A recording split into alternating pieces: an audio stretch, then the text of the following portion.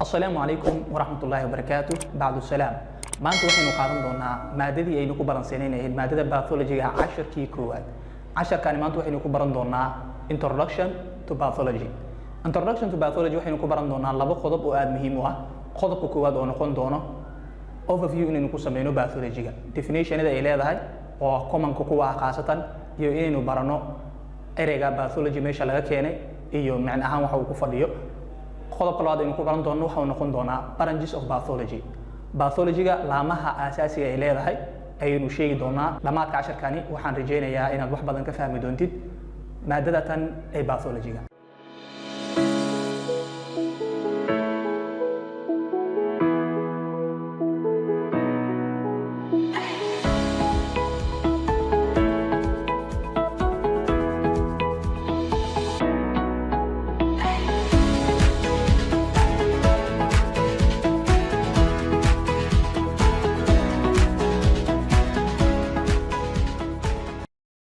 ugu horeyn qaybta ugu horeysa casharkeena inuu bilowno. qaybtani waxaynu ku baran doonaa overview of pathology, in aynu pathology kormeerno waxyaabaha ugu muhiimsan aynu ka soo qaadano.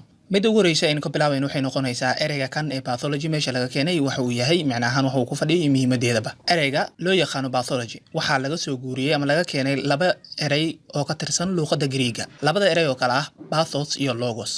ereyga pathos oo loola jeedo suffering or disease oo macnaheedu tahay cudur ama kacabasho. logosna waa barashadii oo ah study. logosna waa study oo ah barashadii. maadadani pathology-ga waxaa loo tixgeliyaa inay tahay maada muhiim u ah isku xirka u dhaxeeya labada culuum ee kala ah basic science iyo clinical science. marka caafimaadka loo noqdo laba ayaa loo kala qaybiyaa: basic science oo ah maadooyin aasaas ah iyo maadooyin daaweyn ah oo loo yaqaano clinical science. kuwa asalka waxaa ka mid ah anatomy oo kale, physiology oo kale, biochemistry oo kale, pharmacology dhammaan waxay soo galaan maadooyinka loo yaqaano basic science. kuwa loo yaqaano clinical science-kana waxaa soo galay iyagana internal medicine, surgery, neurology iyo dermatology. dabcan waxaan rajaynayaa qaybtani hore inaad si fiican u fahanteen. aynu u gudubno marka qaybaha kale ee aynu overview ku baran doono. maadadani pathology-ga waxay leedahay qeexitaano aad u fara badan, balse waxaynu ka qaadan doonaa ama aynu ka sheegi doonaa inta ugu muhiimsan. qeexitaanka koowaad waxa uu leeyahay maadada tani waa barashada cudurrada, ama waxaa kaloo loo yaqaana inay tahay barashada structure-ka oo ah qaabka iyo shaqada jirka cudurrada ku dhacaba.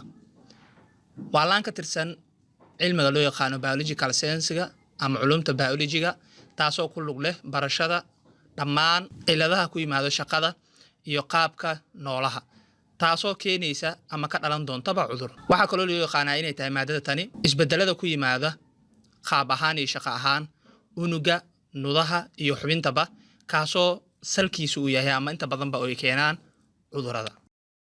laamaha maadada tani pathology-ga. maadada cudurrada waxaa loo qaybiyaa laba qaybsan oo aasaasi ah ama laba qaybsan oo asal ah. labada qaybsan ee asalka ah loo qaybiyo waa laba qaybood oo kala ah professional division, qaybsan xirfadeed, academic division, qaybsan cilmiyeed. qaybta hore ahayd professional division haddaynu fiirino. professional division-ka marka laga hadlayo pathology-ga waxa uu u qaybiyaa laba qaybood oo muhiim ah. labadaasi oo kala ah medical pathology iyo comparative pathology. medical pathology waxa ay ku lug leedahay ama lagu bartaa barashada cudurrada ku dhaca aadmiga, halka comparative pathology lagu barto barashada cudurrada ku dhaca dhammaan qaybaha xayawaanada, saasoo kalena ku dhaca xataa aadmiga. cudurrada ku dhaca xayawaanada jinsiyadooda kala duwan iyo xataa aadmiga waxaa lagu yaqaanaa qaybtaasi ka tirsan professional division-ka comparative pathology. qaybta labaad haddaynu fiirino oo ah academic division. academic division markii laga hadlayo pathology waxaa loo qaybiyaa laba qaybood oo muhiim ah. qaybta koowaad waa anatomic pathology, halka qaybta labaadna ay tahay clinical pathology. anatomic pathology waxaa lagu bartaa cudurrada saameeya unugyada, nudayaasha iyo xubnaha jirkaba. clinical pathology waxaa lagu bartaa cudurrada saameeya dareerayaasha jirka iyo dheecaamada lagu soo jaaya jirka, kuwaasoo loo isticmaalo hab baaritaan ama hab shay baar ahaan loo isticmaalo. waxaa ka mid ah sida dhiigga oo kale secretionska la sheegayo iyo kaadidii oo kale iyo caanihii si loogu isticmaalo hab shay baar ahaan ah oo in baaritaan loogu qaado. qaybtii ahayd anatomic pathology aynu qaybtii hore hadda kusoo aragnay khaasatan academic divisionka ayaynu qaybin doonaa. iyadana waxay leedahay branches. qaarkiin waxaa laga yaabaa inay isweydiinayaan general pathology, systemic pathology halkay kaga jiraan markii laga hadlayo laamaha pathologyga. waxay soo galaan qaybtani anatomic pathology aynu ka hadalno. waxaa loo qaybiyaa qaybo badan, waxaana ka mid ah general pathology iyo systemic pathology. general pathology waxaa loola jeedaa waa barashada isbedelada asalka ah ee caanka ah oo ku dhaca dhammaan nudayaasha kuwaasoo dhaliya cudur, sida dhaawac ku yimaada unuga, dhimashada unuga iyo caabuqa ku yimaada jirka. Systemic pathology-na waxaynu ku baranaynaa isbedelada qaabka nudayaasha iyo xubnaha kuwaasoo leh system gaar ah, iyagoo marka isbedeladaasina ay salka ku hayso ama uu ka yimaadaba cudur. waxaa ka mid ah cudurka ku dhaca systemka digestive-ka oo ah dheefshiidkii, cudurka ku dhaca systemka neefsashada iyo cudurada ku dhaca neerfayaasha. Cytopathology waxay ka tirsan tahay qaybtani. Cytopathology waxaa lagu bartaa barashada isbedelada ku yimaada unuga. Isbedelada ku yimaada unuga ayaa lagu bartaa.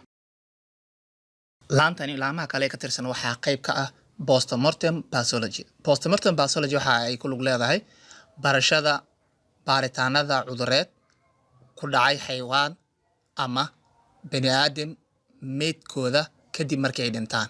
qayb kale waxaa jirta laantani ka tirsan oo loo yaqaano immunopathology. Immunopathology iyadana waxa ay ku lug leedahay ama lagu bartaa inta badan barashada cudurada la xiriira falgalada ka yimaada jir difaaca, sida cudurada autoimmune disease-ka iyo cudurada loo yaqaano immune deficiency syndrome. laanta ugu dambeysa ee ka tirsan anatomic pathology aynu halkani ku bayaanin doono ayaa ah forensic pathology.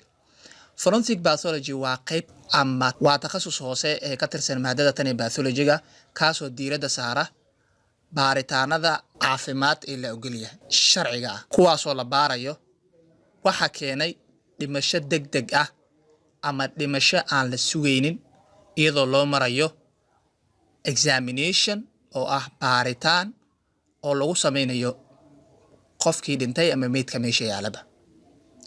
ereyga forensic waxaa laga keenay luqadda Laatiinka, waa erey Laatiin ah isagoo ereygaasi asalka uu ahaa uu yahay forensis, iyadoo loola jeedo law court oo ay tahay sharciga maxkamadda. General pathology aynu ka hadalno marka. General pathology markaynu ka hadlayno waxaa loo yaqaanaa ama inta badan ay khusaysaaba falgalada asalka ah ama falgalada aas-aaska ah ee ku dhaca unuga iyo nudaha, selka iyo tissue-ga ayay ku dhacaan, taasoo keenta in dareen fiicnaan la-aan ama dareen normalkii ka baxsan uu yimaado, kaasoo lala xiriirinayo ama sababteedaba uu leeyahay cudur. afarta shay loo tiirinayo habka cudurka uu ku sameynayo wareegga baadada tan ee pathology-ga ayaa ah intani soo socota. midda koowaad etiology-ga oo ah cause of the disease, waxa cudurka keenay. Pathogenesis oo ah mechanism of development of disease, habka cudurkaasi uu horumarka u sameeyo ama u kobco ayaa ay tahay. Morphologic changes oo ah midda saddexaad, iyadana waxay noqonaysaa structural alteration, qaabkii ayaa isbedelaya isagoo oo qaabkaasi uu lahaa selka, unuga iyo xubintaba. midda afaraad ayaa ah clinical significance. middani waxay noqon doontaa in functional consequence of morphological changes, in ay dhacdo howl isdaba joog ah oo ku timaada isbedelka qaabkii xubintaasi ama nudahaasi ama unugaasi uu lahaa. Etiology, cause, waxa keenay ama sababta cudurka. waxaa jira laba qayb oo ka tirsan waxyaabaha sababta keena, ha noqoto intrinsic or genetic. Intrinsic or genetic marka lagu leeyahay waxay noqonaysaa mid keentay hiddo dhaxal ama uu soo dhaxlay ama uu ku dhashayba. Acquiredna waxay noqonaysaa mid marka uu dhashay kadib la kulmay cudur ama saameyn ama infection kadib marka uu dhashay ku dhacay ayuu noqon karaa. waxyaabaha acquiredka noqon kara waxaa ka mid ah infectionska oo kale, nafaqadii oo kale, sida nafaqa dareen inay ku dhacdo ama malnutrition uu noqdo ama overnutrition uu noqdo, chemicalskii, physicalkii oo ah waxyaabihii muuqday, immunologykii oo noqon karo jir difaaci inuu isbedel ku yimaado kale, waxay la mid ah. intaas waxay noqonayaan acquired. marka laba kalaas ama laba qaybood ayaa ka qayb qaato ama u ah factor in uu sababta timaado. labadaas oo kale noqon karta genetic oo loo yaqaan intrinsic oo ah inuu soo dhaxlo ama uu ku dhasho, iyo acquired oo ah markii uu after birth nolosha uu soo galo dunida uu la kulmo, sida infectionada oo kale iyo kiimikooyinka nafaqada oo kale iyo waxaynu ka soo hadalno. ogaanshaha in la ogaado primary cause-ka oo ah waxa koodii hore keenay cudurka ama sababtii hore cudurka, waxay noqonaysaa laf dhabarta lagu sheegi karo cudurkaasi waxa uu yahay.